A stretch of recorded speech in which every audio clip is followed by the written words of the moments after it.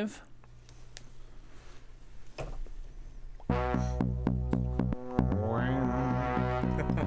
It's time for Clubhouse Chatter.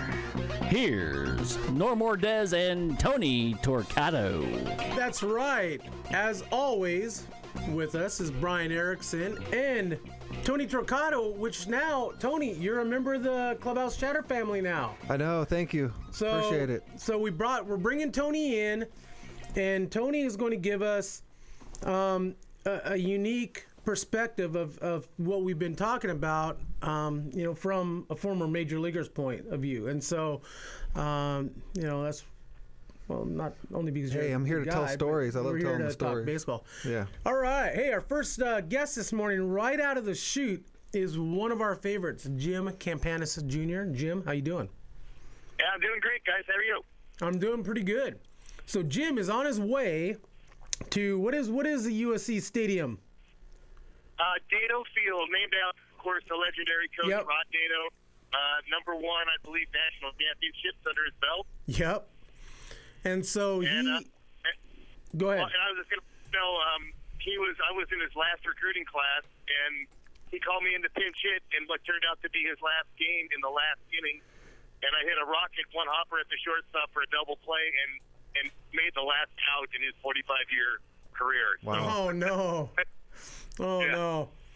So he's going to be doing a book signing at Dado Field before the USC Oregon State game. And so I know Brian is wanting to let out a Go Beavers, but Right on. So that's right. So I know Oregon State won game 1. Who won last night? I don't know. It was kind of like an invite that I got a couple weeks ago, and I realized, geez, I should catch up on the team, and I still need to. I know that they're under 500 right now, but they're in a tough area. Even the non-conference games are against really tough baseball schools out here in the Southern California. Right. But they're good players, and it looks like last year a number of guys got drafted, and so the program is healthy, and that wasn't so much so for like the last decade. So. Right. All his Trojan alumni are real happy with Coach Hubbs and the direction that the team and the program is going. So fight on, etc. It's not going to be long before USC is back on in the mix of things there in the Pac-12. I'll tell you what, that Pac-12 is tough. I'll tell you though, I think it is going to be extremely challenging for USC because of the way that the scholarships are now laid out for baseball. So very rarely do they give a kid a full ride, okay? Mm-hmm. Therefore, your parents are going to have to come up with like $35,000 to go to USC a year versus some of our state schools where it would be 10 times less than that. So right. we as a program, I would not, even back when I went to SC, I got a full ride or I wouldn't have gone there. I did not want my parents to pay. So if it were today, I would have gone to Cal State Fullerton if all things were equal. Just so that if my parents had to pay something, they were going to pay $3 or $4 grand, not $35,000. So we're fortunate in the last couple of years. We actually had a former alumni, with Mr. Wheatley, is a prominent attorney, and both of his sons were our top pitchers the last couple of years. So bring those kind of kids on. There's still some out there that are really good players, and their parents have the resources. Oh, absolutely. So, what have you been up to lately? I don't know if you've noticed, but I'm nothing but a book pimp. I'm just pimping this book to anybody and everybody, and just shamelessly doing it. And I have to say, it's been very motivating and inspiring. My parents, I gave them the manuscript as I was editing, and both of them had read through it. And all of a sudden, I saw this sort of shift in their thoughts because there's so much in the book, and all of a sudden it became our book, and it wasn't like your book anymore. It was our book, and what are we going to do? And they kind of rallied behind me along with my wife and everything, and kind of helped me set up a fulfillment center. And my mom's the director of quality control, making sure that all the books are signed and the pictures are in there. And it's been a wonderful experience, and that was kind of a very positive byproduct of something I didn't think was going to happen, but it's happening, and we're having a lot of fun doing it. So how are book sales going for you? Well, I sold out the first order in about 10 days, 300 books, and I had to order more. And then just yesterday we sat and went through what's left, and I have to order more. Nice. So these are the author. I'm getting them. Basically, these are the author first run books, and I'm signing these, and they're the ones that are available on BornIntoBaseball.com. Mm-hmm. And then now, just this past week, it was officially released on all of the major distribution channels, online, like the Barnes & Nobles and Amazon, both in ebook and in paperback. But certainly, if you want an autograph, BornIntoBaseball.com. My dad and I sign them, and you get glossies, 4x6 glossies of my grandpa, my dad, and I. And it's a little more of a personable thing. I can inscribe it to you or whatever. So it's been a lot of fun. A lot of people have been reaching out. It's been very positive. I'm real happy. Jim Campanis Jr. with us. Born into Baseball, Laughter and Heartbreak on the Edge of the Show is the title of the book. Wow. And, we've had you coming on Clubhouse Chatter for, about 3 years now. And, you have some great stories. And I'm so happy that you finally put it, inked it and put it into a book. And let's have you share a couple of your favorite stories from the book. Well, it's funny. So yesterday, I had the privilege of finally, nailing down a moving target, Jeff Cirillo, one of my old USC Trojan buddies, and he's in the book, And he also gave me a really nice quote, so I hand-delivered him a book, and of course he bought me lunch. That's the way he rolls. Mm-hmm. And so while we're sitting there talking at lunch, and all of a sudden I realized I'm telling him like half the stories in the book because he was around so many of these people that we were kind of catching up on, and then we're talking even coaches and old players, but Jeff Cirillo was a pitcher at USC, but this guy had a 14-year major league career. Right. Eventually as a third baseman, two-time All-Star. He's even on the Hall of Fame ballot. And I only knew him as a pitcher. I never saw him play third because we kind of lost track of each other. And then all of a sudden I see him in the big leagues in the lineup playing third, and I was like, wait, is this a different Jeff Cirillo? Is this the same? And I had to look up his bio, and it was like, yeah, Jeff Cirillo from the Valley, USD. And I'm like, what in the world's going on here? And one of my old buddies, Lats, I called him, and he's like, yeah, you didn't know? Yeah, he switched for third base and DH at SC his last year, got drafted, and was in the big league for 2 years, Mm-hmm. So he's one of the surprise big leaguers, along with Mike Hampton, who also wrote a quote for me, and Jeff Kent. And these are guys that I played with and against, and I just thought they were regular old. Since high school, I played with Kent. He was just another guy, just another Southern California second baseman with these skills. Not the guy who was going to end up with the most home runs of any second baseman in the history of baseball. You know what I mean? Like, that right. wasn't the guy that I saw at 16 years old from Huntington Beach, and then I saw him at Cal, and I'm like, this guy's starting. He batted 240 at Cal. Like, look it up. And he's in the Hall of Fame at Cal. I joke with his buddies of Cal, like, wow, it takes a lot to make the Hall of Fame over there, huh? So, and then, what he did in the major leagues is just unbelievable. And I don't think anybody saw that coming. So these are some of the stories that I talk about on the baseball side. Of course, there's a story about my good luck guinea pig, which I have ridiculous stories in there too. A lot of fun stories. Stories about catching. I was a catcher, and some of the details that go into kind of being the field general. And then I have some biography type stories about famous people and not so famous people. And, some are inspirational, some are more nostalgic. A story about Ken Griffey Jr., about how he beat me on 3 bets, and I owned $150 before I knew it.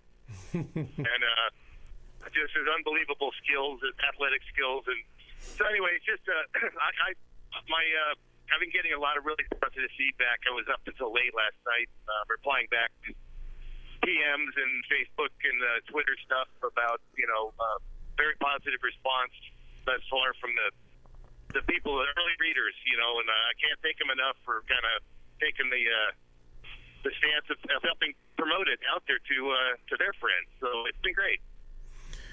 It has been. That Cirillo guy, he's an okay guy, isn't he? You know, and it's funny, like, we talk about, he's a scout for the Angels now. Yes. And so that's what he was doing in town. He was actually scouting the Mariners Bakersfield team. That's what he's in charge of, a couple of different divisions that they assigned him to.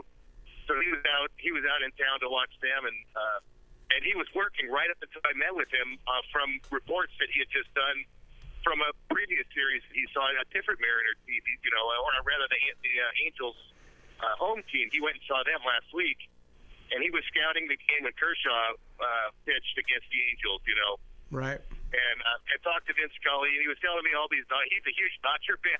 I had no idea, but he grew up in L.A., Right. And so we talked about Vince Scully quite a lot. I explained to him how, in my book, how close I got to sit and listen to Vince Scully broadcast the whole time when I was a kid, like literally 4 feet away from me, So and he found that to be really special. So. And he's got a pretty good Vince Scully imitation, by the way. He can kind of give you a little run for your money. You guys should get him on the show one of these days. I've chatted with him a couple times. Of course, he's he has something to do with the Walla Walla Suites up here in Washington as well. And so, I think he is probably an off-season interview because he's so busy right now with scouting and the suites getting ready to kick off. But yeah, we've chatted with him a couple of different times about getting him on the show, and he's definitely on our radar. And he hooked us up. My dad and I are rolling up to Walla Walla on July 2nd, the fireworks night for a book signing. And then he also owns that part of the Yakima team, so we're going to go there on July 3rd. Yeah, that's right, the Pippins. Brian and I, we might meet you up there possibly. I saw Brian kind of raise an eyebrow because Walla Walla's what, 4 hours from here, Brian? 3 hours? 6. 6? Okay. 6. So it's a little bit of a drive, but yeah, no, that'd be kind of fun. Yeah, no, and I was thinking too, we might drive in. If it's going to be a night game for the second, so we were thinking of stopping maybe down into Oregon just not to kill ourselves driving. Right. And so, I was thinking of looking you up actually, either coming up or coming down. We're going to have a little bit of time on one coming back down. So let's talk about that. Oh, absolutely. I'll make time. I'll call in sick from work that day. So I want to talk about the baseball card with Brad Ausmus, and this is like one of my favorite things, and Torquato knows that, the interaction with other players is, it's a hoot, and some of them have, fun with it, and you have fun with Brad on a card, and why don't you tell that story again? Yeah, and I really hope he gets through this little trial he's in right now. He's just way too much in the news about losing his job. But anyway, right. Great guy. I think he's a great manager. Just give him a little bit of luck and some horses, and he can pull this team through. But anyway, Brad and I played against each other in 1990 in A-ball in the Carolina League. And I happen to know a couple of guys in his team, and so after after games, I'd go out with them. And inevitably, Ausmus and I would be there, sipping on a beer and talking about catching, and I had nothing but respect. This really smart guy. And then I ran into him a couple years later, and it was right after we were on a baseball card together. It was like the 1992 top catching prospect card, right? Right. And so he's in the upper. If you're looking at the card, there's 4 guys, and he's in the upper left, and I'm in the upper right. So I walked up to him one day, and I'm like, dude, you're wiping your S across my eyeball there, like on your. It's like you're doing it on purpose. He goes, I am. Because that's our new gig. Whoever gets the card first, you can go ahead and deface me if you want, So for years I was hitting his neck and just leaving his pretty face out of it. But he's getting a little nasty these days, so I'm going right for his teeth with my J. You're also on that card with, I believe, the very first Australian Major League Baseball player, Dave Nielsen. That's right. And then so my old roomie from Team USA was Doug Robbins. He's at Stanford, and he's right below me in that. And actually, I was joking with him that better watch out. I might swoop my ass down across his face. You never That's know. funny. I've chatted with Doug a couple of times as well, and that's a great card. I mean, yeah, that's just taking us back to the early '90s, and my dad had a card that was the Dodger prospect card with Bill Singer. Was the other guy, and this came out in like 1967 or something. So, fast forward 25 years or whatever, and there you have, the son is in a similar kind of, it was a cool coincidence, With us again, Jim Campanis Jr. Jim, what does it mean? So the Campanis family is one of the more notable families in professional baseball. I mean, you've also got the Boones, which Brett's a busy guy. Brett was going to come on this morning, but I know he's busy and he didn't contact me. And so we'll catch up with Brett a little bit later. But what does it mean to be part of such a family in professional baseball like that? Well, I have to tell you, that's part of the reason I wrote the book, because I took it for granted. I really didn't think that the things that had happened to me were anything that most people didn't experience, or maybe they didn't experience, but they didn't care. But then I would tell these stories, like again, even a guy like Jeff Cirillo, who's been obviously around the block at baseball, was super, taken aback from my childhood around Vince Scully and how, being in that Dodger sort of, he called it royalty, Mm-hmm. And I didn't know. I didn't realize this. I totally took it for granted. I think I was putting stories on Facebook, and I would get these reactions from people like you who, were like, close to the game, and you understood what that kind of meant. And that's when I started realizing, geez, maybe there is something here that, all these stories I've been telling my buddies from work or my buddies from, Little League coaches' buddies, and they all laughed, like maybe there's something to these, So, that's where it kind of took on a life of its own. And like right at the time when I was kind of like, okay, well, I got 150 stories, now what, my boy Latz got sick and passed away. And so I had been asked to write a eulogy, and it ended up getting published and so on.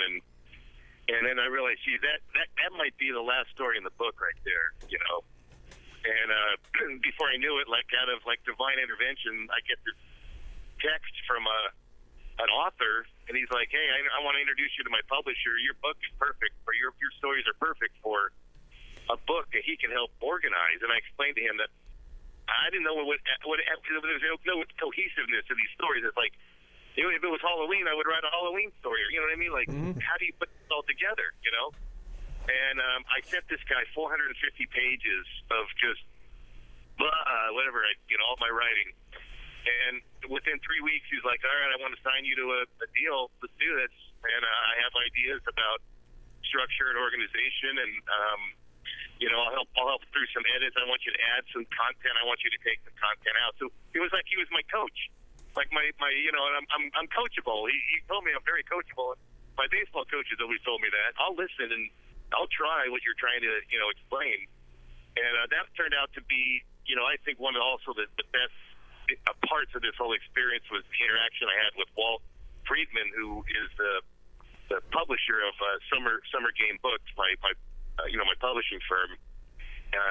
And again, I don't think I could have put it out without his assistance, his encouragement.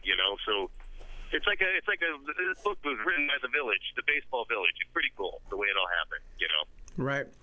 Let's talk about your boy Latz. He was a special guy, wasn't he? Yeah, and it's like me and Cirillo spent 20 minutes talking about him yesterday. It's just and Rillo knew him for a couple of years. I knew him for several years. I mean, he kind of drifted apart from Dave, but it's like he had one of those personalities where sometimes you're like, what was that guy's name again? I can't remember. Like, you never forgot Latz. Like, you know what I mean? Like, he was just unforgettable as a person. And he was also like one of those guys where if things like got serious, he could get serious too. But then as soon as he recognized that it was time to crack the joke, to break the ice, or loosen things up, he was also the right guy to say the right thing at the right time. And as a teammate, sometimes there's tensions and so on.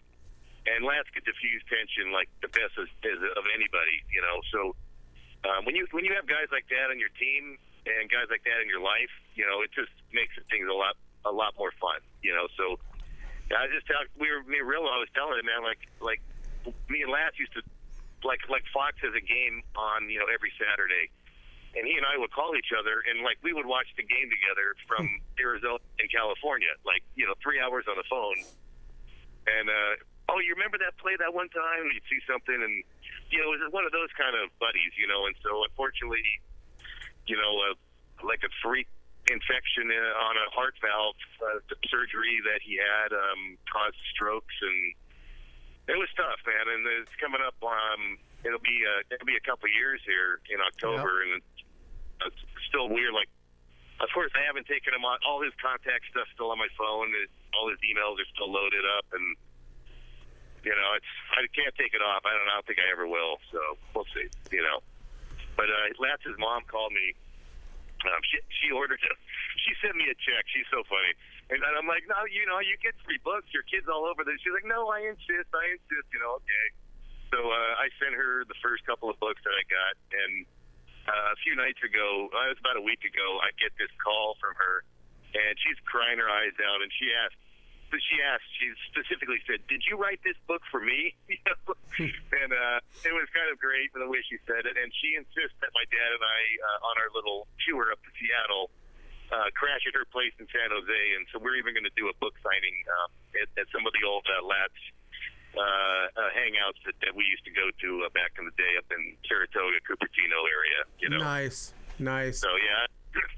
So I'll talk to. There's a bunch of guys in this alumni game coming out that we're all friends with Lats, and I'm sure his name will be toasted quite a bit today. Yep. So couple more questions for you. So growing up in the Dodgers family, you're talking about Vin Scully and sitting so close to Vin Scully, and now that Vin is in his last year of calling Dodger games, in my mind, I mean, I'm even a Giants fan. In my mind, Vin is the best. Yeah. There is no one like Vin. And I know that you had Harwell in Detroit. You had Nias up in Seattle. All those guys are great, but Vin has stood the test of time. And I mean, it's crazy to think that he was in Brooklyn. He was in Brooklyn when Jackie Robinson was playing, and that's crazy.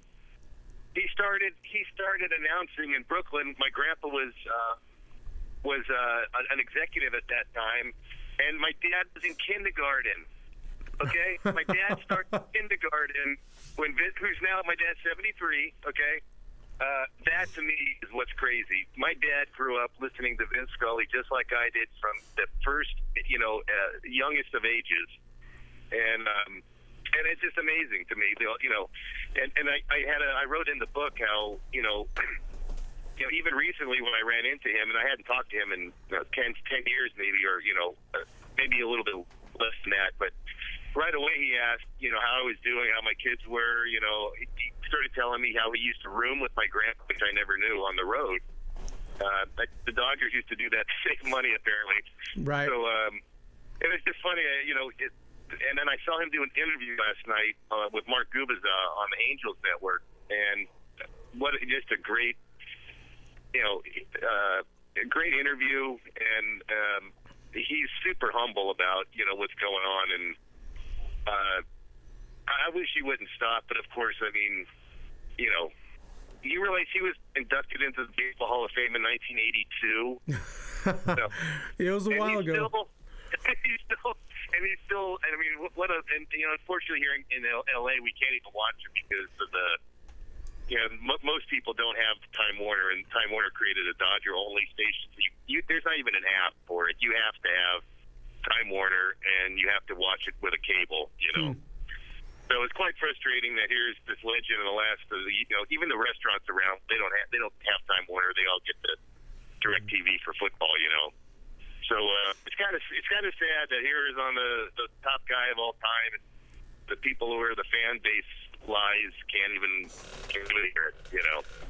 So here's a question for you. So with Vin in his last year, and this is also for Tony and Brian as well, you know, you got the All-Star game coming up in July, and then you've got the World Series. Barring that the Dodgers aren't in the World Series, do you let Vin call the World Series? I say why not? I mean, I know Vin doesn't travel. That would be. I know, you know, the traveling thing might be rough, but you know, if he was up, I would say, Vin, we would like you to do this. It's up to you. And I mean, you know, generally, you know, the Fox guys and they're pretty good. You know, they're used to calling random games because that's what they do all year. And you know, the ESPN guys or whoever gets the World Series. But man, wouldn't it be great if Vin did it with someone like an Aaron Boone or an Eric Karros, you know, along with him? That would be great. Yes. You know. What do you think, Brian? Brian agrees, I think. Oh, totally agree. I have the MLB package, and I'm always just every once in a while popping on the Dodgers to listen to Vin. Yeah, I mean, yeah, I do the same thing, and I love that, especially if he's physically able to do it. If he wants to, he feels good enough. Do you remember, Tony? Do you remember when you were playing for the Giants? Do you remember Vin calling your name? And yeah. If so, what was your thoughts, you know, about all that? I love listening to him. You know, and I remember he said my name. I remember he said my name was a good baseball name. I remember he said that. I watched the video. You know, but yeah, I love hearing him talk. Yeah. All right. Once again, Jim Campanis Jr. Hey, let's talk a little bit of music here before we let you go. Prince, man, another big one. I was thinking about you as I was flipping through my Pandora because I thought you might ask, you know, what's going on, and I don't know what it is, but there's a band called Clutch. They're out of Maryland. Yep. And I decided to put on a Clutch radio station, and all of the other stuff that came on, it just sort of hit the sweet spot on my drive out to LA this morning. So Clutch Radio on Pandora, they have like a kind of a unique, kind of a bluesy rock thing going, and a singer with a very kind of distinctive voice, and you know, fast stuff, slow stuff, really kind of grooving on Clutch at the moment. You know, it was Primus last time I spoke with you. Right. And, yep. Primus is always good. Yeah, there's a couple of groups that are flowing up on that is which are also an older group, Corrosion of Conformity. Yep. And then a newer one called Fireball Ministry, which they have a sort of a similar sound with a girl on guitar, and man, they sound awesome. So, you know, that's again one of those things when you drive a lot, you know, you can either stare at the road or you can explore musical, you know, explore the music that some of this stuff provides. So, do you have a favorite Prince song? Well, yes, and okay, so yeah, what's the one? I'm a staff for Purple Rain still. I still love the guitar solo parts, but I love the Foo Fighters take on Darling Nikki. I thought that was great. Yeah. Yeah. I still think when they did that, and I saw them play it live before, just fantastic. You know, the Foos, one of the greatest bands in the world. You know, David Grohl, man, what a talent. They were on Austin City Limits last night, so I checked them out for a little bit. I'll have to check that out. They brought up Jimmy Vaughn and Gary Clark Jr. and did Tough Enough, the song wow. Tough Enough. Yeah, it was cool, you know. And but yeah, I love music, man. It's music and sports, and that's kind of my two favorite things in life, you know. Nothing wrong with that. Yep. Once again, Jim Campanis Jr. Hey, what's the website for the book? Yeah, so the ebook and so on at Amazon and Barnes and Nobles and all those places. But to get an autograph copy for my dad and I, along with glossies and baseball cards and stuff like that, go to bornintobaseball.com. Bornintobaseball.com. And there's also a place where you can send me a message if you'd like me to inscribe it, like, you know, make it out to Norm or whatever, you know, one of those things. Right. The great Norm. All right. So on his way to Dedeaux Field to autograph books for between, you know, during the USC Oregon State game. Brian, let's give us a Go Beavs real quick. Go Beavs. Go Beavs. All right, Jim. Hey, it's your turn. Your turn to give us a fight on. Fight on. Let's go. And it'll be a good game. The game starts at noon today. Yeah, I love it. It's an early game. Yep. I love it. Good college baseball. Two good Pac-12 schools going at it. The Beavers are fighting for They're good. the tournament, their tournament lives, and so they've got to win. They have to win. And if I see either team bunt with nobody out and a man on first, I'm leaving though. That's what it's been. I've been hating some of this college baseball these days because of that damn bat. But that's another story. So Swing it. All right, Jim. Hey, thanks for coming on, and we always love having you on. all right, always love it, guys. Thanks so much. All right, thanks. Jim Campanis Jr. Man, Jim's always good. I love his old Alaskan Baseball League stories of when he talks about playing for the North Pole Knicks. He's a good guy to up hear there. talk. And so, Dodger definitely, a Dodger blue family, with his grandpa and his dad.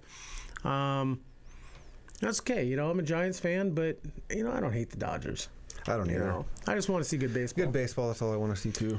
So I'm Norm, Tony Turcato, Brian Erickson. Brian, we took 2 weeks off. That's right, man. Took a Seems weekend foreign. off for Mother's Day. Yes. And then took one off for the 6A Girls State Golf Championship. Brian, tell us what happened. Well, our number one is number one. First place. So that was kind of cool.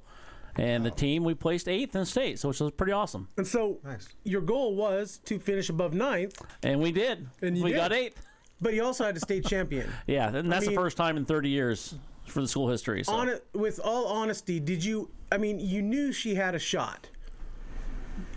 She was, Oregon Live, listed, I think, 6 names. Yeah. And she was amongst that. But did you ever think that this would happen? Yeah, I said junior year. Okay, and it is her junior year? Junior year. So now does she come back? And I know it's hard to repeat, but... It's tough. We'll see. Gigi Stoll last year. She won it. She won her freshman year and then didn't win again to her senior year. And it's tough. There's some good golfers in the state. I bet. Really good golfers. It's amazing. Yeah. So once again, Brian Erickson, head coach of South Salem's girls golf. Yeah, sure. Now you got the time off. Now it's time to golf on your own. Get my own game going. That's right. Oh wait, actually, what's your favorite Prince song? Oh man. You know what mine is though? I totally forgot to say it last time. What is it? Erotic City. Erotic I will City. get of course wild it is, Tony. on the dance Of floor. course it is. I will get just too wild on the dance floor. There's so many good Prince songs, Wind Doves Cry. Nothing compares to you. Which she wrote for Sinead O'Connor, who apparently was found. She was lost for a while last week. Oh, yeah, that's right. She was missing. And so I know they made a big deal out of that.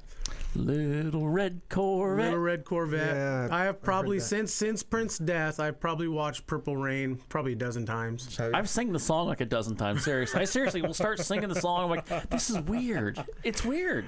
I don't want to say too much, but I always read on the news developing stories of how he died, man. Yeah, I know. I don't care. At this I don't point. either, but it all makes sense now. I'm not going to say anything, but the guy had sucks. so many issues, and the fact is a great entertainer, possibly one of the greatest ever. I mean, because you look at what he did, definitely. singing and composing songs, and I mean, what's the old saying? Idle time, whatever. I don't know, but I know what I'm you're talking saying? about. Yeah, exactly. I mean, these guys who, and Tony, you can probably talk about this, is, athletes who, they make their hay and they retire at 40. Mm-hmm. What do they do now? As part of this, he's just had so much idle time that you can get in trouble. I mean, you hear athletes get in trouble in this, the winter time or whatever. Mm-hmm. Well, it depends on what what's going on in their life too. Yeah. But a lot of them open up businesses and That's I mean, You have to keep yourself busy. I you gotta think. keep yourself busy, and Yeah. it's hard though because you get used to that lifestyle. Oh, You know, and it's a good lifestyle when you are playing. It's a but when great when you're lifestyle. done, it gets quite boring if you don't keep yourself busy. you know, and even on, you know, the minor league level, It's still fun. you know, It I is. mean, I look back and, you know, in Lancaster, you know, when Brett Butler was our manager and all those guys, and we would go out and, you know, we'd go to like Kobayashi's, a Japanese Kobe steakhouse, I and, know. you know, $80 for a steak, a la carte. You know, I'm looking at him and I'll take a salad. Yeah. He was like, "You're not a salad guy. I'm buying." You know, close to $1,000 later for dinner for 5 or 6 guys. Yeah. I'm like, and it's nothing. I mean, money isn't an issue for him, and that's a lot. Like, you know, the major league ball players are earning millions of dollars. You know, and it's nothing. So I come home for being gone 7 months. I come home back to McMinnville, Oregon. And first night back, I'm eating at Ruby Tuesdays, and I'm thinking, this is the best we got? Well, besides Nick's, you know, but... Downtown Third's got some things now. That's a whole now nother story. now they do. It's a different story. You're right. Well, if you go Yeah. to Portland, a total different world. They got the best food. I didn't realize Portland is like ranked up in the top 5 Portland of the is best, a best food in the foodie. country. Yeah. Foodie's place, man. And that everybody's moving up here from other states, man. And they're Yeah. driving up the rent prices and everything. Oh, Yeah, I remember I moved here 10 years ago. It's nothing like it is now. right. Crazy. Right. So why did you decide? I mean, being from the Bay Area, why did you decide living in the Salem Kaiser area? I think I just needed a change. I mean, it's not a bad area. No, it's not a bad area. awesome. Actually, I lived in Portland for a couple of years. Right. It's not like I lived in Salem the whole time I've been here, but I just thought, well, I played in '98 here. I thought it was nice, and you know, and it's not 100 degrees like Cali or Sacramento area where I'm from. It's hot, man. I just needed a change, and it worked out for the better though, man. My son was born here, and Oregon has grown on me. I actually do really like it. Yeah, you've grown on Oregon too, so. Yeah, I guess, but yeah, it's totally grown on me, and I think this is where I'll be. Yeah, At least for another 10 years. it's a good area. Yeah. I like it. All right. Hey, Clubhouse Chatter, we are sponsored by baseballisms.com. If you like my hat, which is the childhood cancer hat, and I'm wearing this for Elise Ritter, who is the daughter of Chris Ritter, who girl I went to high school with, Kimberly, Idaho. She's not doing well. She has cancer, and she's laying up at, I think, St. Jude in Memphis, Tennessee, I believe. So, baseballism, baseballism.com. Also sponsored by baseballdudes.com. Chris Gazelle, to be the best, you must train like the best. Chris Gazelle, baseballdudes.com. Mitch Canham, skipper Mitch Canham, doing quite well over there in Clinton. Hey, his hitting coach is, oh man, Caesar Nicholas. I don't know if you knew Caesar. Caesar was with me in do not. Lancaster in 06. Oh, okay. Kid from Miami, played at Vanderbilt. Played with David Price. And so, Baseball Dudes, his dad, Mark Canham, MDM Designs, does our shirts for Clubhouse Chatter. And we stream live pretty much every Sunday at yamhilltoday.com. Hey, we're looking for sponsors. If you want to sponsor the show, normbo18@gmail.com. Shoot me a message. We're on Twitter, Clubhouse Chatter 1T, YouTube, Facebook, iTunes, MLB.com blogs. Hey, Eli Gerba up next. Talk about his book, The Fallen Angel. We'll be back. Eli Gerba. We'll be back at 10.